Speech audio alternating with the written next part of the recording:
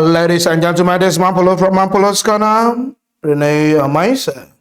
Guys, some important people in the past administration and in past government, they don't expose Buhari.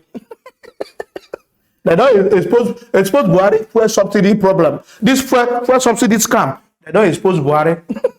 They don't only expose Buhari, they expose even Tinubu indirectly. This election, when they conduct, they say they use fuel subsidy scam to win election, APC.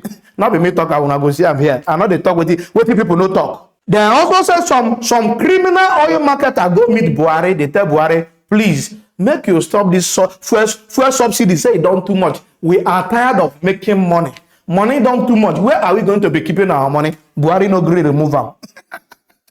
Yes, government people, they implicate themselves, that they indict themselves by themselves. I don't understand this country. And what did they value for this country? Even no matter how they indict themselves, nothing will happen. What an impunity in this country. Bayonanuga and Garuba Shemu don't implicate Buhari. Who send them? They don't implicate Buhari, implicate APC. When I don't come out finish, when they do spokesperson and this, that. When I don't still shut up on our mouth after our administration don't finish. If I don't know what I go spoke again, I don't even know who people are spokesperson. If I don't know what I want spoke again from our spokesperson thing, when I don't go shut up, spokesperson, you want to continue speaking? Oh yeah, they speak. Ndiala. No, when I don't implicate on Oga. Okay, for those who never see video now, let's begin. Watch video. Let's begin what's trending with reactions trailing comments made by a former governor of Bauchi State, Isa Uganda, who during a live television interview stated that fuel subsidy has mostly been a scam run by the Nigerian National Petroleum Company in conjunction with marketers and other stakeholders in the oil sector. Uganda, who was also a former Minister of State for Transport, further stated that he was privileged to serve as the chairman of a subcommittee between 2008 and 2009 during the economic meltdown period, and he chaired the Committee on Subsidy, where everything about the scam was discovered. Well, Bayo Ononuga, the director of media for the Tinubu Shetima campaign, posted a snippet of the interview on Twitter, stating that anyone shouting for the retention of subsidy is connected with the scammers. Well, let's take a look. Okay. I was privileged to serve as the chairman of the subcommittee 2008 and 2009 on the economic meltdown. I was one of the members, three of us governors and some other members with Mr. President as chairman. So I chaired the committee on subsidy and everything about the subsidy regime, and then the scam in the subsidy regime was discovered by my committee. And since then, recommendations were made, which unfortunately were never implemented, and it's very sad. I'm sad to let Nigerians know that from what I saw, we came across situations where subsidy was claimed on pipelines that never existed. You mean You just claim that they have pumped X amount of, either finished products or crude, maybe from Kaduna, from Warri to Kaduna. By NNPC?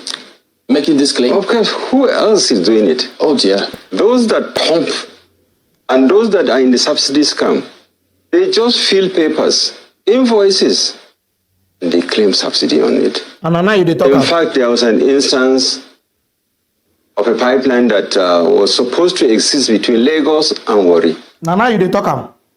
And tons of monies were collected on subsidy on a pipeline that never existed. This is Nigeria for you. Well, all right. I mean, I got that snippet from Bayo Ononuga, who is also very vocal on Twitter. I mean, can I call him a Twitter analyst like Dr. Batis always got? I mean, Twitter analyst. I mean, what can I say? But yes, it was good that he posted that. And, I thought it was... Analyst. No. I mean, people post their opinions on Twitter, and it is important for us to share. And I think that what he said is actually right. If this is actually true, what Bayo Ononuga said is if, people that are screaming about about subsidy retention are part of the scheme. But I believe that this is a huge story that should be investigated. What caught my attention, I mean, he made those comments on Channels Television.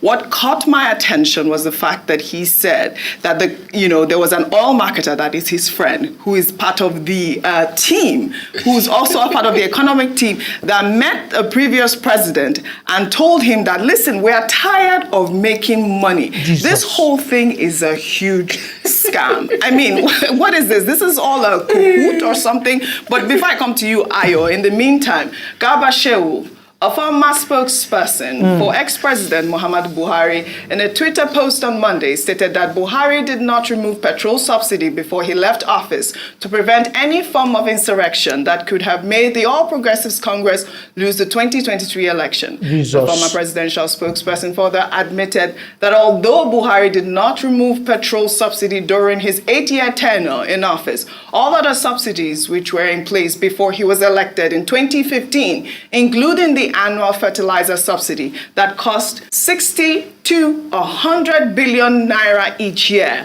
the pilgrim diesel and electricity subsidies were all eliminated by May 2023. I mean, this is all self-indicting to me. Jesus. Ayo. Absolutely. I mean, we've highlighted that, but let me go back to Mr. Issa Yuguda's statement. When you they come out. And it just goes to show again and again that only a few people in Nigeria are siphoning our financial resources at the detriment of the masses. You know, the people who, he's not the first person, or he's not stating anything that's new to people in terms of the fact that subsidies is scam. So what he's mentioned is that the NNPC, colluding with some oil marketers, just have phantom sale of oil and claim subsidy and bleed the nation whilst the poor masses are suffering. And that's why a number of times people used to say that subsidy was for the rich. It was just for the rich. There were a few people who were benefiting massively from it, and that had to be cut to stop the siphoning of resources from the government. But beyond that is, Oji, I'd like to also mention that this scam was done under the previous administration as well, which was an APC government. Yes.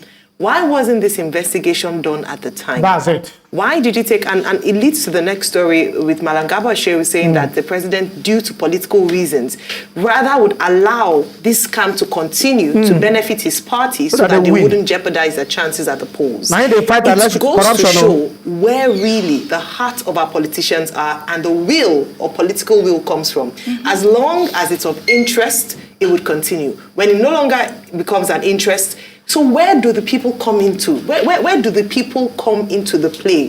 At what point would we have leaders who are thinking of the people as opposed to their personal interest and political advancement? It is sad, and I hope, as has been said, it is investigated, at least hopefully under this administration, the president will have the courage to do so. Yes, and you know, Rufai, one of the anchors asked the question there. If you're saying that, the president knew about this whole subsidy scam, why didn't he remove it? And Ugunda alluded to the fact that the president may have been scared for his life. Rufai. Yes, Oji, there's nothing you would have said that a lot of people do not know in this country. And that's why I said before President Tinubu removes subsidy, at first you prepare the ground through palliatives, and two, you have a forensic audit of the NNPC and what went on. Like I was a soothsayer, I know they will never do that. Oh, yeah? Because of the level of scam that goes on. And Oji, it is not today people have been living at the expense of Nigeria. Not today. It goes back to when Nigeria got independence, where top government functionaries were fleecing this country dry. In fact, what is a miracle this country is still alive. Yes. It's still succeeding. And God will thank you for Nigeria. Oh, thank you. Because the way people are eating this country dry, the canker worms and palmer worms, all sorts of corruption. And guess what they do?